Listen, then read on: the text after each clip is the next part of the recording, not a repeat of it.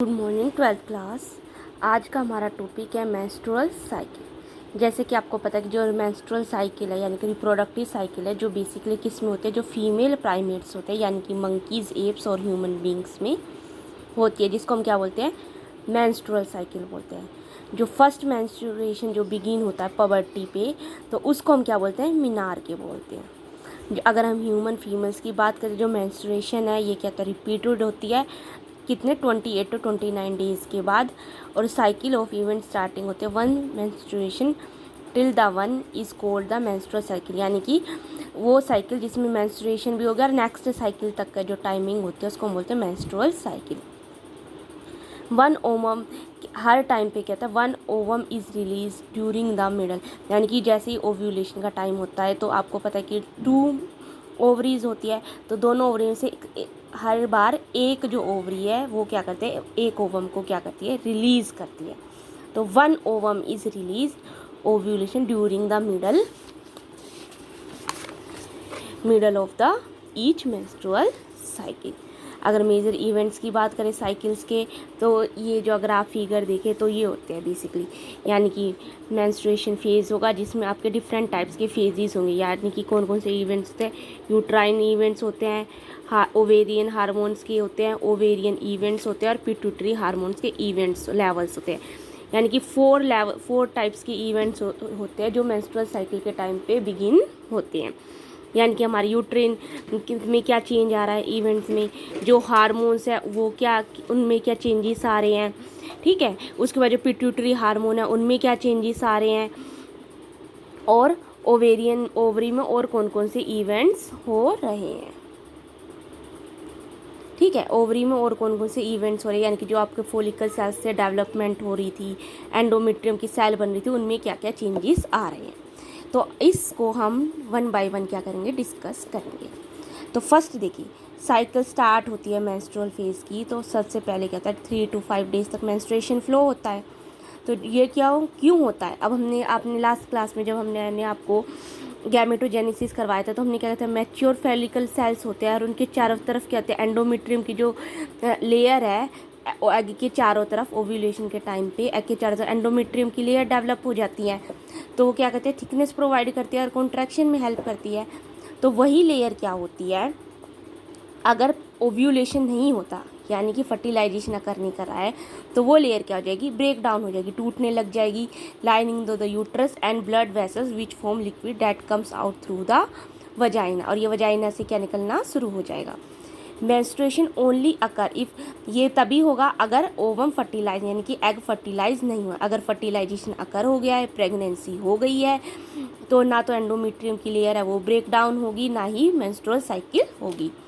हावर it में also cause due to some other underlying causing, यानी कि कई बार क्या होता है, ये कहते हैं कि कई बार जो मेंस्ट्रुअल साइकिल है ना वो भी चेंज हो जाती है, यानी कि समटाइम्स कई बार होता है कि प्रेगनेंसी नहीं हुई है पर फिर भी मेंस्ट्रुअल साइकिल नहीं होती। तो ये किस वजह से भी हो सकती है, मान लो आपको कोई स्ट्रेस है, कोई टेंशन है, या फिर आपकी हेल्थ अच्छी नहीं है, तो वो भी कई कारण होते हैं, या फिर कोई कुछ हार्मोनल चेंजेस हो, तो उसकी वजह से भी क्या होता है कि जो मेंस्ट्रुअल साइकिल है वो क्या होती है, नहीं आती, यानी कि टाइमली नहीं आती, उसमें वेरिएशंस रहती हैं। नेक्स्ट कहते हैं मेंस्ट्रुअल फेज। फर्स्ट अगर हम इसको देखते हैं, अब यूट्राइन इवेंट्स जो हो रहे हैं तो इसमें हम इसको कंसीडर करते हैं। तो देखो यूट्राइन इवेंट्स की में अगर कंसीडर करते हैं, फर्स्ट इसमें आ गए आता है मेंस्ट्रुएशन। 1 से 5 डेज़ तक आपका क्या हुआ, मेंस्ट्रुएशन हुआ। उसके बाद आपका आता है, जैसे ही मेंस्ट्रुएशन आपका कंप्लीट हो गया 5 डेज़ के बाद, फिर आएगा फोलिकुलर फेज़, यानी कि प्रोलिफरेटिव फेज़ की डेवलपमेंट है। फोलिकुलर फेज़ का मतलब ये है कि यहाँ पर आपकी फोलिकल सेल्स क्या होंगे, डेवलप होने लग जाएंगे। यानी कि देखो इसको अब इधर हम कंपेयर करते हैं, इस वाले इसको, तो देखिए डेवलपिंग हुई, ठीक है, ये डेवलप फोलिकुलर सेल्स की डेवलपमेंट, प्राइमरी फोलिकुलर सेल बने, सेकेंडरी फोलिकुलर सेल्स बने, टर्सरी फोलिकुलर मैच्योर हो गए फोलिकल सेल्स, और इनके फिर क्या कर दी इसने, ग्राफियन फोलिकल सेल्स की क्या कर दी, फॉर्मेशन कर दी, ठीक है। तो प्रोलिफरेटिव फेज में क्या होगा, ग्राफियन फोलिकल सेल्स तक की डेवलपमेंट हो जाएगी, और जैसे ही 14 डेज होंगे तो ग्राफियन फोलिकल सेल्स के अलग से वो रप्चर हो गई और ओव्यूलेशन हो गया, यानी कि एग की फॉर्मेशन हो गई। ये होगी आपकी 14 डेज पे। आफ्टर 14 डेज आपका क्या होगा, आता है ल्यूटियल फेज यानी कि सिक्रेटरी फेज होता है। इस टाइम पे क्या होगा, जो रिमेनिंग ग्राफियन फॉलिकल सेल्स है, जो फॉलिकल्स रह गए हैं, वो क्या करेंगे, कॉर्पस ल्यूटियम की लेयर को क्या करेंगे, फॉर्म करेंगे। इसलिए इसको बोला ल्यूटियल फेज, यानी कि किसकी फॉर्मेशन है, कॉर्पस ल्यूटियम लेयर की फॉर्मेशन हो रही है।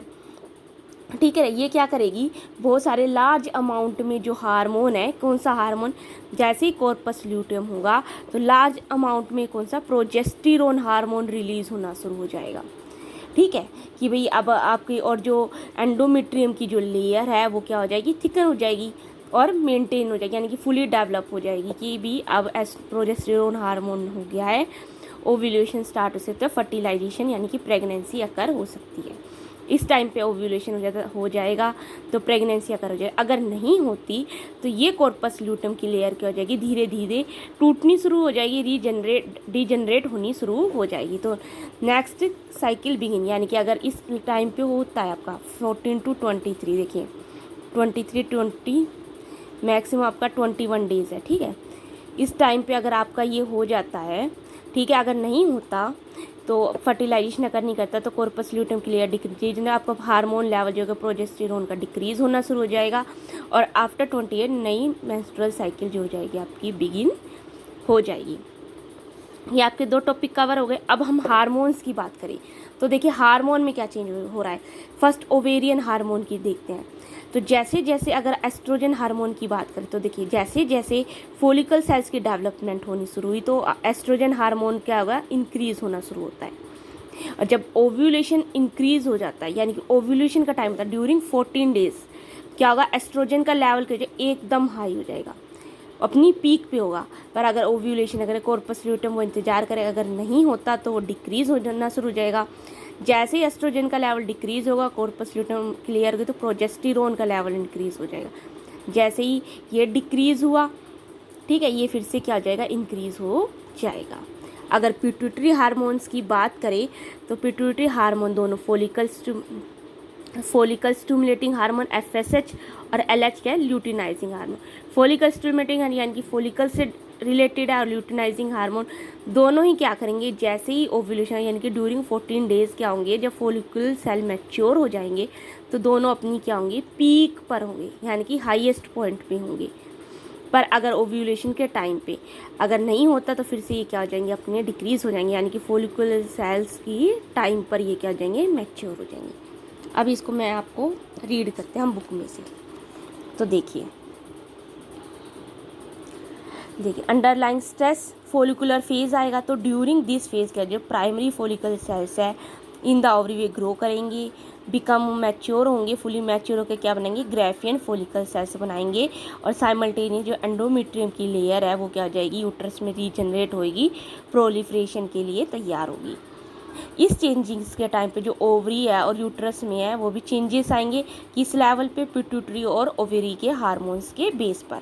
तो क्या होगा, सिक्रीशन ऑफ गोनाडोट्रोपिन हार्मोन्स, यानी कि जो पिट्यूटरी में हार्मोन्स है LH और FSH, इनको बोलते हैं गोनाडोट्रोपिन हार्मोन्स भी बोलते हैं, यानी कि ल्यूटिनाइजिंग हार्मोन और फॉलिकल स्टिमुलेटिंग हार्मोन।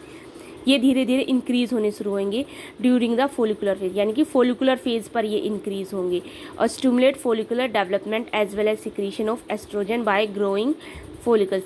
और ये जो एस्ट्रोजन का जो हार्मोन है उसको भी क्या करते हैं, स्टिमुलेट करके रखते हैं फॉलिकुलर डेवलपमेंट।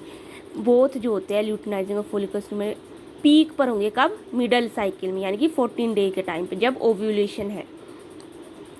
रैपिड सिक्रीशन होगा LH का during its maximum level during mid cycle.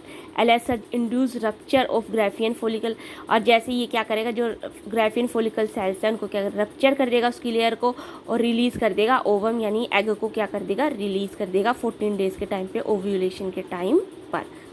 The ovulation is followed by the, फिर अब ये ओव्यूलेशन ये क्या है, लूटियल फेज को फॉलो करेगा, ड्यूरिंग विच क्या हो जाएगा, remaining part of Graafian follicle transform as a corpus luteum की फॉर्मेशन कर लेगा।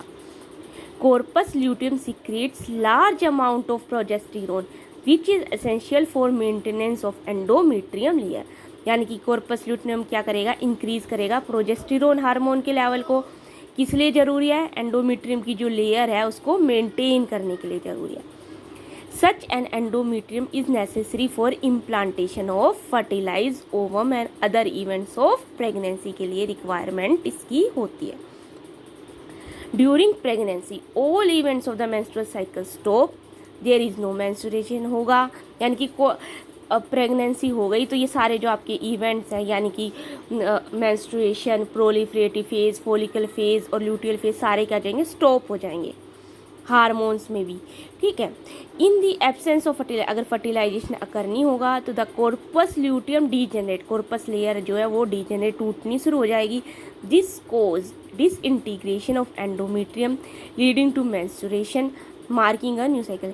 इससे क्या होगा, एंडोमेट्रियम की लेयर भी वो भी ब्रेक डाउन होनी शुरू हो जाएगी और न्यू साइकिल क्या हो जाएगी, बिगिन हो जाएगी। ये अगर ह्यूमन बीइंग की बात करें, जो मेंस्ट्रुअल साइकिल है ये कहते हैं 50 ईयर्स की एज पे क्या हो जाती है, रुक जाती है, इसके बाद नहीं होते। इसको हम क्या बोलते हैं, मीनोपोज बोलते हैं, यानी कि मीनोपोज का मतलब stop of menstrual cycle. Cycle menstruation is an indicator of normal reproductive phase and extend between menarche and menopause, यानी कि साइकिल में मेंस्ट्रुएशन फेज ये बताता है कि रिप्रोडक्टिव फेज अकर हो गया और ये किन दोनों के बीच में होता है, मिनार के क्या फर्स्ट मेंस्ट्रुएशन फेज, ठीक है, जब फर्स्ट टाइम मेंस्ट्रुएशन हुआ है पबर्टी के बाद उसको मिनार के बोला, और मीनोपोज क्या है, जब मेंस्ट्रुअल साइकिल क्या हो गई है, स्टॉप हो गई है, तो इन दोनों के बीच में क्या करता है, ये अकर होता है।